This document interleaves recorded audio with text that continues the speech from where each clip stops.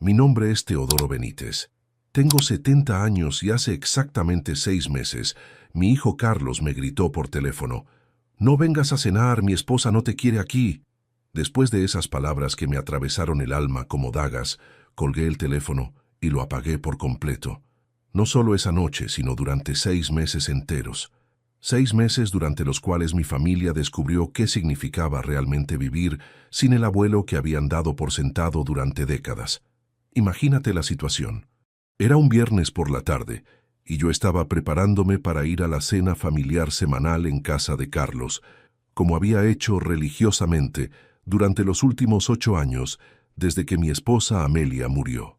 Tenía la camisa planchada, el regalo para mis nietos envuelto, y las ganas de ver a la familia que creía que me esperaba con cariño. Pero cuando llamé para confirmar la hora, como siempre hacía por cortesía, la voz de Carlos sonó diferente. Fría, molesta, como si mi llamada fuera una interrupción indeseada en lugar del contacto amoroso de un padre que extraña a su familia. «Carlos, hijo», le dije con el entusiasmo de siempre, «¿a qué hora quieren que llegue para la cena?» «Papá», me respondió con un tono que nunca había usado conmigo. «Sobre eso, mejor no vengas hoy». «¿Cómo que no vaya? ¿Pasó algo? ¿Alguien está enfermo?» «No, nadie está enfermo», me respondió con impaciencia evidente. «Es solo que...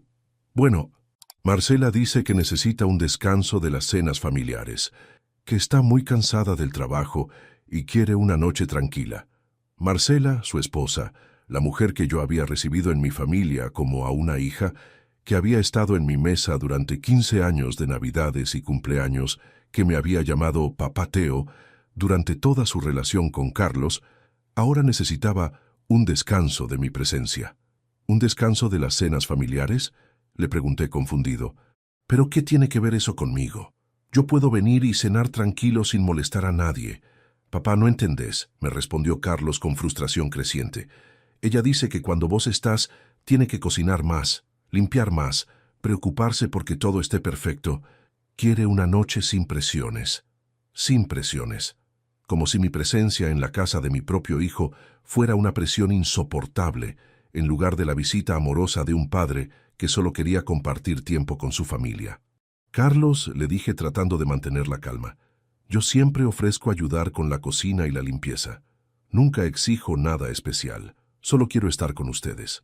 «Ya sé, papá, pero Marcela dice que igual se siente obligada a hacer todo perfecto cuando hay visitas». «Visitas. Después de 8 años de cenas semanales, después de ser el abuelo presente en cada cumpleaños, cada graduación, cada momento importante de la vida de mis nietos, yo era una visita para la esposa de mi hijo». Lo que vino después fue la explosión que cambió todo para siempre. Cuando insistí en que podía adaptar mi comportamiento para que Marcela se sintiera más cómoda, cuando sugerí que podíamos pedir comida para llevar, para que ella no tuviera que cocinar, cuando propuse lavar yo mismo los platos para que no tuviera trabajo extra, Carlos perdió la paciencia completamente. «No vengas a cenar, mi esposa no te quiere aquí», me gritó con una voz que nunca había usado conmigo en 70 años de vida. «¿Entendés ahora? No te quiere acá. Deja de insistir». Esas palabras me golpearon como un puñetazo físico, no solo por la crudeza del mensaje, sino por la manera en que mi propio hijo había elegido transmitírmelo. Sin consideración, sin delicadeza, sin el respeto que cualquier persona mayor merece, especialmente de su propia familia. Colgué el teléfono sin responder y lo apagué inmediatamente. No solo por esa noche, sino indefinidamente. Si mi presencia era tan indeseada, si mi compañía era tan molesta, si mi existencia en sus vidas era tan problemática, entonces iban a tener exactamente lo que habían pedido: mi ausencia completa. Escucha esta historia hasta el final, porque te va a enseñar que a veces el silencio es la respuesta más poderosa que podemos dar a quienes nos faltan el respeto. También contame desde qué ciudad me estás siguiendo, porque esta historia de dignidad recuperada puede inspirar a cualquier persona mayor que se sienta menospreciada por su propia familia. Para entender completamente por qué esas palabras de Carlos me dolieron tanto, tengo que contarte la historia de nuestra relación y cómo había llegado a convertirme en el abuelo presente que aparentemente había pasado de ser bienvenido a ser una carga indeseada en la vida de mi familia.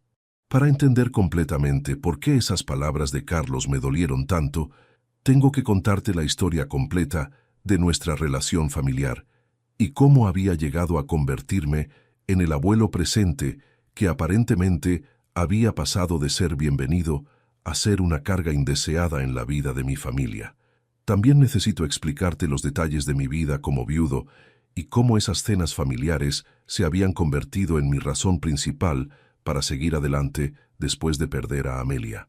Todo comenzó hace 8 años, cuando mi esposa Amelia murió después de una batalla de 6 meses contra el cáncer de páncreas que nos devastó a toda la familia.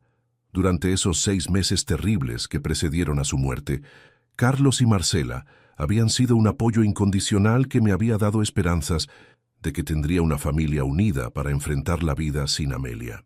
«Papá», me decía Carlos cada vez que venía al hospital durante las interminables horas de tratamiento, «no te vamos a dejar solo en esto. Somos familia, y la familia se apoya en los momentos más difíciles». Sus palabras me daban fuerzas para seguir siendo fuerte para Amelia cuando todo mi mundo se estaba desmoronando. Marcela, en esa época tan dolorosa, era especialmente cariñosa y presente conmigo, de manera que me había hecho creer que realmente me consideraba un padre. «Papá Teo», me decía cuando me traía comida casera al hospital, porque yo me olvidaba de comer durante las vigías nocturnas. «Mamá, Amelia está en las mejores manos posibles. Vos tenés que cuidarte para poder cuidarla durante todo el tiempo que le quede». Su apoyo emocional durante la enfermedad de Amelia había sido genuino, reconfortante, y me había hecho sentir que tenía una hija además de una nuera. «Teodoro», me decía Amelia desde su cama de hospital, cuando Marcela se quedaba conmigo durante las noches más difíciles, «qué suerte tenemos de tener una nuera que nos quiere tanto». Cuando Amelia murió en una fría mañana de martes, mientras yo le sostenía la mano y le susurraba que la amaba por última vez, Carlos y Marcela fueron quienes me ayudaron a organizar todos los aspectos del funeral que yo no podía manejar en mi estado de shock emocional completo. «Papá», me dijo Carlos cuando yo no podía decidir ni siquiera qué flores poner en el ataúd, «nosotros nos encargamos de todo. Vos solo tenés que despedirte de mamá con tranquilidad». Ellos eligieron las flores que sabían que Amelia habría querido. Organizaron el servicio religioso según las tradiciones que ella valoraba. Se ocuparon de recibir las condolencias mientras yo lloraba sin control. Marcela fue quien me ayudó a limpiar el closet de Amelia cuando yo no podía ni mirar su ropa sin derrumbarme. «Papá Teo», me dijo con infinita paciencia, «vamos a guardar las cosas más especiales para que siempre las tengas cerca, y vamos a donar el resto a gente que pueda necesitarlas». A mamá Amelia le habría gustado que su ropa ayudara a otras personas. Durante las primeras semanas después del funeral, cuando yo no sabía cómo seguir viviendo sin la mujer que había sido mi compañera durante 45 años de matrimonio, Carlos y Marcela prácticamente se mudaron a mi casa para cuidarme. «Papá», me decía Carlos cuando me encontraba sentado en el living mirando fotografías de Amelia sin haber comido en todo el día, «tenés que alimentarte. Mamá se enojaría mucho si supiera que no te estás cuidando». «Papá Teo», agregaba Marcela mientras me preparaba alguna comida simple, «mamá Amelia querría que siguieras adelante con fuerza». Lucas y Sofía, que entonces tenían 4 y 1 año respectivamente, se convirtieron en rayos de luz durante esos días oscuros. «Abuelo», me decía Lucas trepándose a mi regazo, «¿por qué estás triste?» «Extraño mucho a la abuela», le explicaba yo. «¿Pero la abuela está en el cielo cuidándote?», me preguntaba con esa lógica infantil que a veces es más sabia que toda la filosofía adulta. Sofía, que apenas estaba aprendiendo a hablar, había desarrollado el hábito de traerme juguetes cuando me veía llorar. «Abuelo», me decía con su vocabulario limitado, ofreciéndome un muñeco de peluche. Su gesto inocente de querer consolarme me derretía el corazón y me recordaba que tenía razones para seguir viviendo. Después del funeral, Carlos y Marcela fueron quienes tomaron la iniciativa de establecer rutinas que me ayudaran a reconstruir mi vida. «Papá», me dijo Carlos después de que habían pasado 2 semanas y yo seguía sin salir de casa. No queremos que te quedes encerrado aquí rumiando tristeza. A partir de ahora, todos los viernes cenás con nosotros, sin excepciones, sin discusiones. Papá Teo, agregó Marcela con una sonrisa que parecía completamente sincera, esta va a ser tu segunda casa. Venís cuando quieras, te quedás el tiempo que quieras, como si fueras parte de nuestra familia inmediata. Sus palabras me habían llenado de esperanza sobre el futuro que me esperaba como viudo. Durante los primeros años después de la muerte de Amelia, esas cenas familiares de los viernes fueron literalmente mi salvación emocional y la razón principal por la cual no caí en una depresión clínica de la cual, tal vez, no habría podido salir. Los viernes se convirtieron en el día de la semana que me daba fuerzas para seguir adelante durante los otros 6 días de soledad. Desde el lunes por la mañana, yo ya estaba pensando en qué regalo pequeño llevaría para mis nietos, qué historia nueva tendría para contarles, qué ayuda podría ofrecer en la casa. «Abuelo», me decían Lucas y Sofía cuando llegaba puntualmente todos los viernes a las 7 de la tarde. «Qué bueno que viniste. ¿Trajiste cuentos nuevos? ¿Trajiste algún juguete?» Su entusiasmo genuino al verme era como medicina para mi alma herida. Yo me había convertido conscientemente en el abuelo que llevaba regalos pequeños, pero siempre significativos. Libros de cuentos para Sofía, que elegía cuidadosamente según su edad y sus intereses cambiantes. Juguetes educativos para Lucas, que estimularan su curiosidad natural. Chocolates especiales que compraba en la confitería del centro, donde Amelia y yo habíamos comprado dulces durante décadas. «No hace falta que traigas algo cada vez, Papá Teo», me decía Marcela durante esos primeros años, pero siempre con una sonrisa genuina y con ojos brillantes que indicaban claramente que apreciaba sinceramente los detalles y la consideración que yo ponía en cada regalo. También me había convertido estratégicamente en el abuelo útil que contribuía activamente al funcionamiento del hogar. Ayudaba con las tareas domésticas más pesadas como limpiar ventanas y mover muebles. Arreglaba cosas que se rompían usando las habilidades de carpintería que había desarrollado durante décadas. Cuidaba a los chicos cuando Carlos y Marcela necesitaban salir solos para mantener viva su relación de pareja. «Papá, sos una bendición del cielo», me decía Carlos cuando regresaba de una cita nocturna con su esposa, encontrando a los chicos bañados, en pijama y listos para dormir después de una noche de cuentos y juegos educativos. «Los chicos se portan mejor con vos que con nosotros. Tenés una paciencia que nosotros no tenemos». Mi relación con mis nietos se había desarrollado de manera especialmente cercana e irreemplazable durante esos años dorados de convivencia familiar. Lucas, que ahora tiene 12 años pero que entonces era un niño curioso de 4, había aprendido a jugar ajedrez conmigo durante esas largas tardes de viernes que se extendían hasta entrada la noche. «Abuelo», me decía Lucas con los ojos brillantes de admiración infantil, «cuando sea grande quiero ser tan inteligente como vos para poder ganar al ajedrez». «La inteligencia no se trata de ganar juegos», le explicaba yo. «Se trata de entender cómo funciona el mundo y de ser bueno con las personas que amás». Sofía, que ahora tiene 9 años, pero que entonces era una bebé adorable que apenas balbuceaba palabras sueltas, había desarrollado el hábito ritual de sentarse en mi regazo después de cada cena familiar para que le leyera cuentos con las voces dramáticas que había perfeccionado durante años de práctica. «Abuelo Teo», me susurraba Sofía con esa confidencia especial que solo los niños pequeños pueden transmitir, «vos lees los cuentos mejor que papá y mamá. Ellos se apuran, pero vos hacés todas las voces diferentes y me explicás las palabras difíciles». Durante años completos había sentido genuinamente que mi presencia en esas cenas familiares era no solo bienvenida, sino absolutamente necesaria para el equilibrio emocional de toda la familia. Era el abuelo que conectaba a los nietos con historias entrañables de su abuela fallecida que ellos apenas recordaban, que les enseñaba cosas prácticas y valores importantes que solo la experiencia de vida puede transmitir, que proporcionaba esa estabilidad emocional y esa perspectiva histórica que solo los abuelos pueden aportar a una familia joven.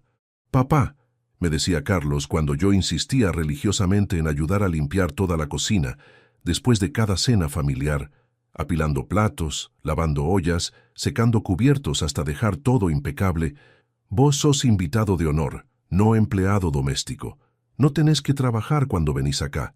No soy invitado, le respondía yo con convicción profunda. Soy familia, y la familia verdadera ayuda y contribuye al bienestar común.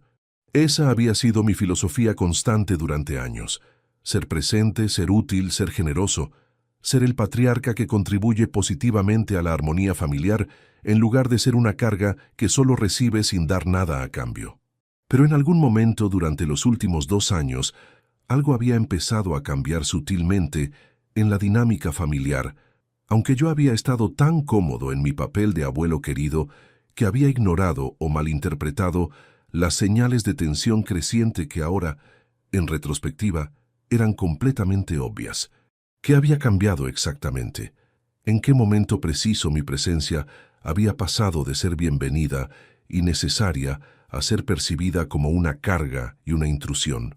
¿Cuándo Marcela había empezado a verme como un problema a resolver, en lugar de como el suegro cariñoso y colaborativo que había sido durante más de 15 años de relación familiar armoniosa? Repasando meticulosamente los últimos 18 meses antes de la explosión telefónica devastadora de Carlos, empecé a recordar con dolorosa claridad pequeñas señales de cambio que había ignorado sistemáticamente o interpretado incorrectamente porque no quería enfrentar la posibilidad de que mi lugar en la familia estuviera siendo cuestionado.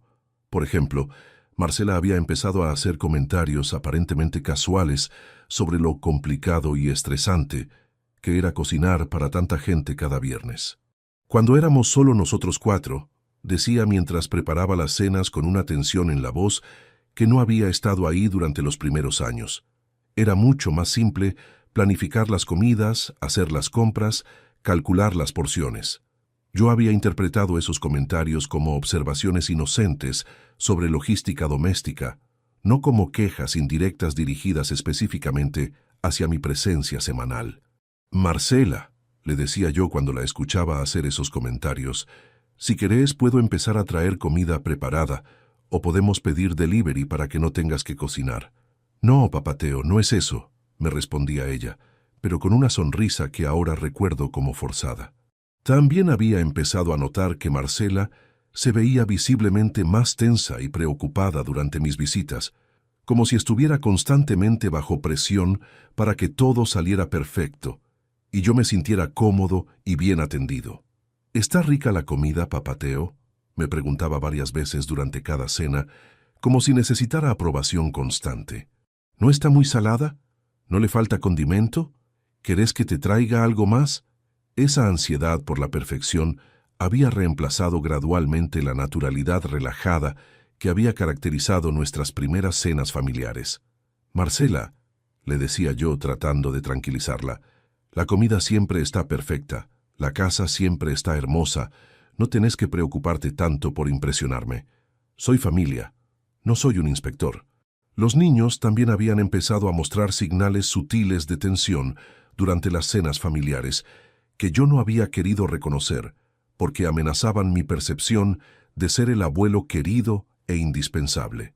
Lucas ya no me pedía clases de ajedrez con la misma frecuencia entusiasta de los primeros años.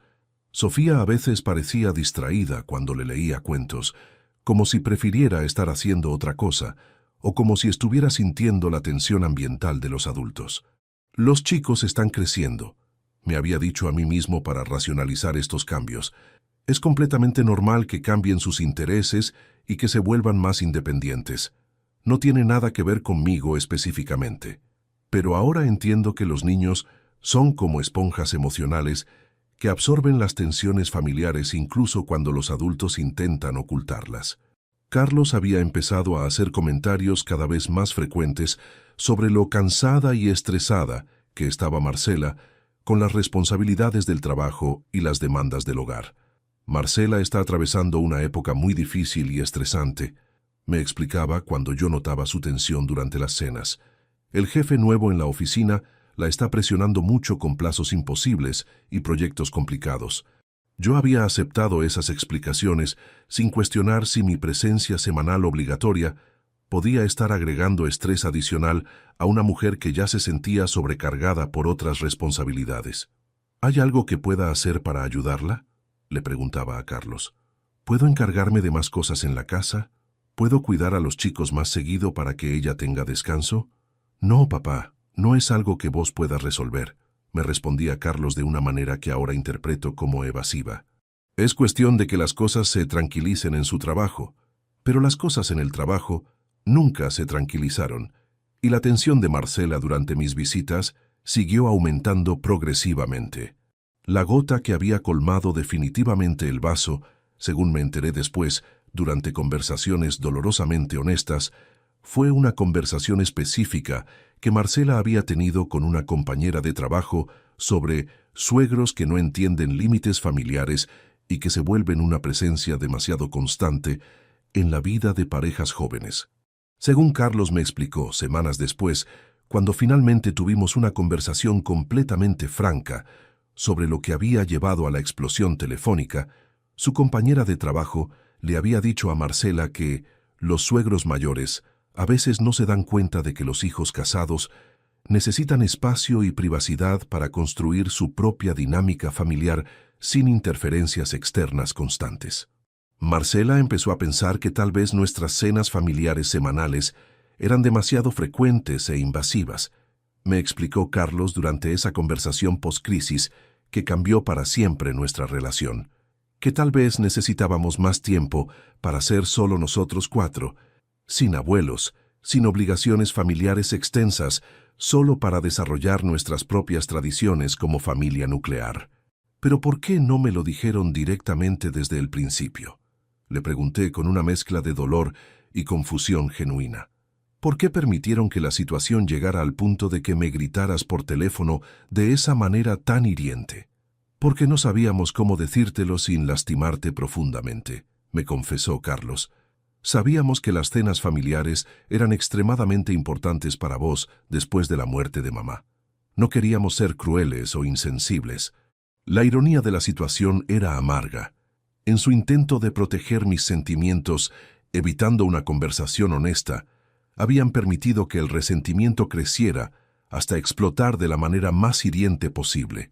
Pero en el momento de esa llamada telefónica devastadora, yo no tenía esa información contextual.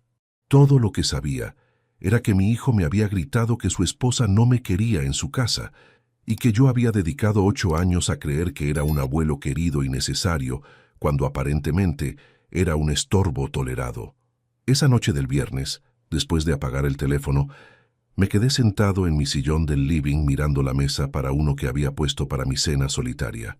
Una mesa que había estado poniendo para uno durante 8 años, interrumpida solamente por esos viernes familiares que creía que significaban algo especial para todos nosotros. Teodoro, me dije a mí mismo, si tu presencia es tan problemática para ellos, van a tener la oportunidad de vivir exactamente como quieren, sin vos, y mantuve esa decisión con una determinación que me sorprendió a mí mismo. El primer fin de semana sin llamadas de mi familia fue extrañamente liberador. No tuve que preocuparme por vestirme bien para impresionar a nadie. No tuve que pensar en qué regalo llevar. No tuve que caminar sobre cáscaras de huevo para no ser una carga para Marcela. Simplemente viví mi viernes como cualquier otro día de la semana. Pero el segundo fin de semana empecé a recibir llamadas que no contesté porque mi teléfono seguía apagado. Cuando finalmente lo encendí el lunes siguiente, tenía 14 llamadas perdidas de Carlos y 6 mensajes de voz que no escuché. El miércoles de esa segunda semana, Carlos apareció en mi casa sin avisar. «Papá», me dijo cuando le abrí la puerta, «¿por qué no contestas el teléfono? Estamos preocupados». «¿Preocupados por qué?», le pregunté. «Por vos, obviamente. Desapareciste después de nuestra conversación del viernes». «No desaparecí», le corregí. «Simplemente les di lo que pidieron, mi ausencia». «Papá, yo no pedí tu ausencia. Solo dije que no vinieras a esa cena específica». «Carlos», le respondí, «vos me gritaste que tu esposa no me quiere en su casa. ¿Esperabas que siguiera yendo como si nada hubiera pasado?» La conversación fue tensa, pero reveladora. Carlos admitió que había manejado la situación muy mal, pero también trató de justificar la posición de Marcela. Ella no te odia, papá. Solo está cansada. Necesita espacio. Perfecto, le respondí. Que tenga todo el espacio que necesite. Durante los 5 meses completos de silencio absoluto que mantuve después de apagar mi teléfono, experimenté una transformación emocional profunda que nunca había anticipado. Los primeros días fueron los más difíciles, llenos de tentaciones de llamar para disculparme o para explicar mi posición, pero gradualmente descubrí una fortaleza interior que no sabía que poseía. La primera semana sin contacto familiar fue extrañamente liberadora de maneras que no había esperado. No tuve que preocuparme por vestirme con mi mejor ropa para impresionar a nadie. No tuve que pensar ansiosamente en qué regalo pequeño pero significativo llevar para mis nietos. No tuve que caminar sobre cáscaras de huevo para no ser percibido como una carga adicional para Marcela. Simplemente viví mi viernes como cualquier otro día de la semana, preparándome una cena tranquila para uno, viendo las noticias sin interrupciones, leyendo el libro que había estado postergando durante meses porque los viernes familiares consumían toda mi tarde y parte de la noche. Pero después del primer fin de semana, la realidad emocional de mi decisión comenzó a manifestarse de maneras complejas. Los sábados por la mañana, cuando habitualmente recibía llamadas de Lucas preguntándome cuándo podíamos jugar ajedrez otra vez, el silencio del teléfono me recordaba constantemente lo que había perdido y lo que había elegido sacrificar para mantener mi dignidad. Los domingos eran particularmente difíciles, porque durante años había desarrollado la rutina de llamar a Carlos para charlar sobre cómo había estado la cena del viernes, para preguntar por los niños, para planificar alguna actividad especial para la semana siguiente. Ahora esos domingos se extendían en un silencio que era simultáneamente doloroso y reparador. Durante el segundo fin de semana de mi ausencia autoimpuesta, empecé a recibir llamadas persistentes que no contesté, porque mi teléfono seguía apagado religiosamente desde aquel viernes devastador. Cuando finalmente lo encendí el lunes siguiente por razones prácticas relacionadas con citas médicas y asuntos bancarios, descubrí que tenía 14 llamadas perdidas de Carlos, 6 mensajes de voz que decidí no escuchar y 3 mensajes de texto que decían simplemente: «Papá, llámame urgente». La urgencia en sus mensajes me resultó irónica. Después de gritarme que su esposa no me quería en su casa, ahora Carlos parecía desesperado por restablecer contacto conmigo, pero yo no estaba emocionalmente preparado para tener esa conversación, así que volví a apagar el teléfono y mantuve mi silencio estratégico. Durante la tercera semana, mi vecina Elena empezó a hacer comentarios curiosos sobre actividad inusual en casa de Carlos. «Teodoro», me dijo cuando nos encontramos en el almacén del barrio, «ayer vi a tu hijo manejando muy despacio por tu cuadra, como si estuviera buscando algo o esperando verte salir». Aparentemente, Carlos había empezado a pasar por mi casa con frecuencia, tal vez esperando encontrarme en el jardín o saliendo para hacer compras. El miércoles de esa tercera semana, Carlos finalmente apareció en mi casa sin avisar, tocando el timbre insistentemente hasta que no tuve más opción que abrir la puerta. «Papá», me dijo cuando me vio con una mezcla de alivio y ansiedad evidente en su rostro, «¿por qué no contestas el teléfono? Estamos todos muy preocupados por vos». «¿Preocupados por qué específicamente?», le pregunté con una frialdad que me sorprendió a mí mismo. «Por vos, obviamente», me respondió. «Desapareciste completamente después de nuestra conversación del viernes pasado. No sabemos si estás bien, si estás enfermo, si necesitas algo». «No desaparecí», le corregí con precisión deliberada. «Simplemente les di exactamente lo que ustedes pidieron. Mi ausencia completa de sus vidas». «Papá, yo no pedí que desaparecieras de nuestras vidas», protestó Carlos. «Solo dije que no vinieras a esa cena específica del viernes». «Carlos», le respondí manteniendo un tono calmo pero firme, «vos me gritaste que tu esposa no me quiere en su casa. ¿Esperabas seriamente que siguiera apareciendo cada viernes como si nada hubiera pasado? ¿Esperabas que fingiera que no me habías humillado de esa manera?» La conversación que siguió Fue tensa, pero extremadamente reveladora sobre las dinámicas familiares que habían estado desarrollándose bajo la superficie durante meses sin que yo las hubiera percibido completamente. Carlos admitió que había manejado la situación muy mal desde el punto de vista comunicacional, pero también trató de justificar y contextualizar la posición de Marcela. «Ella no te odia, papá», me explicó con evidente incomodidad. «Solo está pasando por un periodo muy estresante con el trabajo y las responsabilidades de la casa, y se siente abrumada por tener que ser la anfitriona perfecta cada viernes. Y la solución es excluir al abuelo para que ella esté más cómoda». Le pregunté directamente. «No es que queramos excluirte permanentemente», trató de explicar. «Marcela solo necesita un poco de espacio y tiempo para reorganizar sus prioridades y encontrar un equilibrio mejor entre el trabajo, los chicos y las obligaciones familiares extensas». «Perfecto», le respondí sin mostrar emoción alguna. «Que tenga todo el espacio que necesite, que tenga todo el tiempo que requiera. Yo no voy a ser un problema para nadie nunca más». «Papá, no estás entendiendo», insistió Carlos. «No es que no te queramos en nuestras vidas, es solo que necesitamos ajustar un poco la frecuencia y la manera de vernos». Pero yo ya no estaba interesado en ajustes o modificaciones que surgieran después de haberme humillado públicamente. «Carlos», le dije con una firmeza que había estado desarrollando durante las 3 semanas de reflexión solitaria, «si ustedes hubieran venido a hablar conmigo honesta y respetuosamente sobre problemas de logística o de horarios, habríamos encontrado soluciones juntos. Pero eligieron gritarme y humillarme. Esa fue su decisión, y esta es la mía». Durante los siguientes 2 meses, mantuve mi posición de no contacto, a pesar de los intentos crecientes de Carlos y Marcela de restablecer algún tipo de comunicación. Carlos empezó a aparecer en mi casa con más frecuencia, a veces solo, a veces con los niños, tratando de usar el cariño que yo sentía por Lucas y Sofía para quebrar mi resistencia.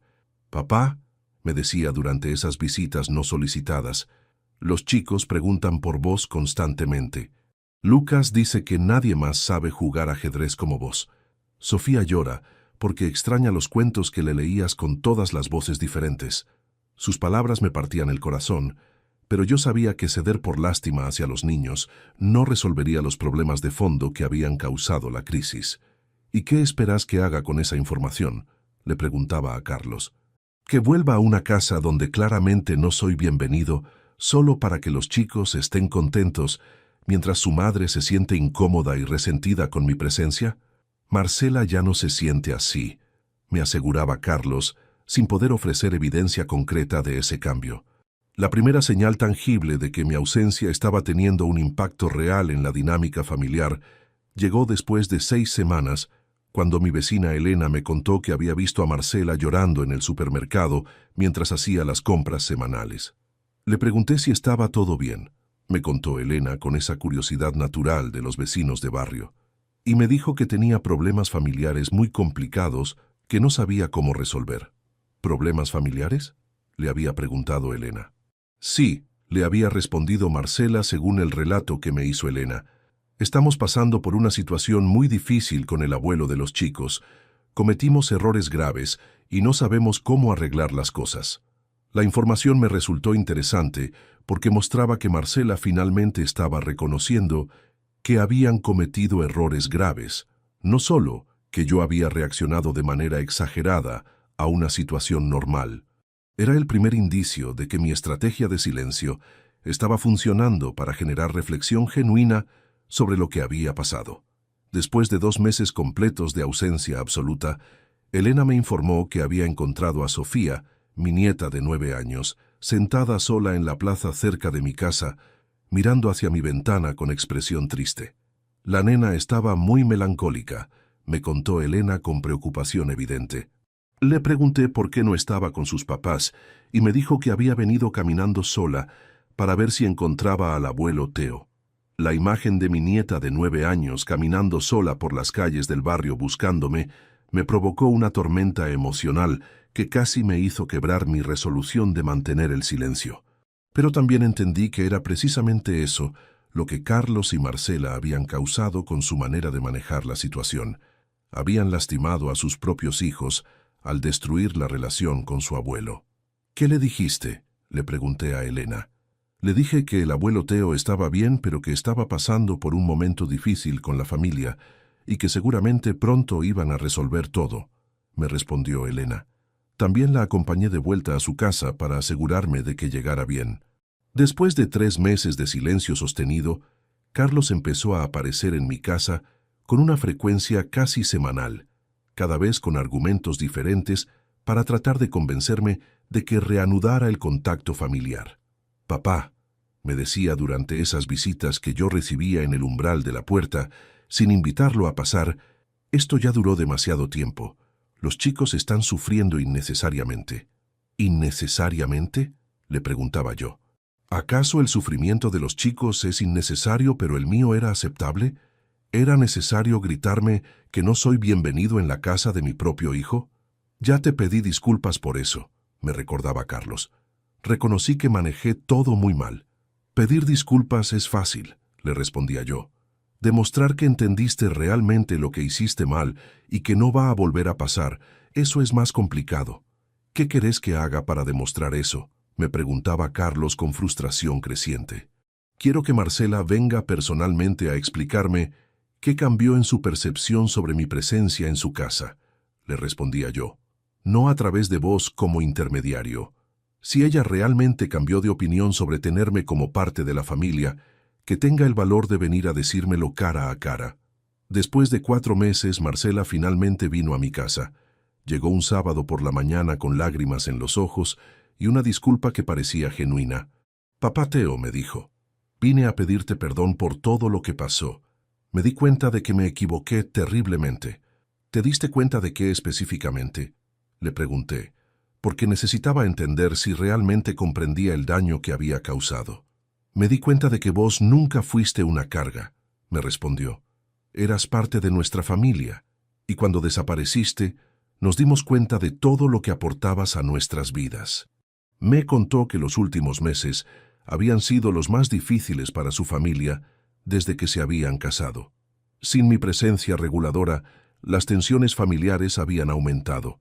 Sin mi ayuda práctica, las responsabilidades domésticas se habían vuelto más pesadas. Sin mi conexión emocional con los nietos, ellos se habían vuelto más demandantes de atención. «Lucas ha tenido problemas en el colegio porque está distraído pensando en vos», me explicó Marcela. «Sofía ha empezado a tener pesadillas y dice que sueña que el abuelo Teo se fue para siempre». «¿Y qué esperas que haga con esa información?», le pregunté. «Espero que nos des una segunda oportunidad», me pidió. «Espero que vuelvas a ser parte de nuestra familia, pero con límites más claros y comunicación más honesta». «¿Qué tipo de límites?», le pregunté. Marcela había preparado una propuesta específica que mostraba que realmente había reflexionado sobre la situación. «En lugar de cenas todas las semanas, podríamos hacer encuentros familiares cada 15 días», me sugirió. «Y podríamos alternar entre tu casa y la nuestra para que no siempre recaiga en mí la responsabilidad de cocinar y limpiar». También había pensado en maneras de incluirme en la vida familiar sin que fuera una presencia constante que pudiera generar tensión. «Los chicos podrían venir a tu casa algunas tardes para que les enseñes cosas sin que yo tenga que preocuparme por ser la anfitriona perfecta», me propuso.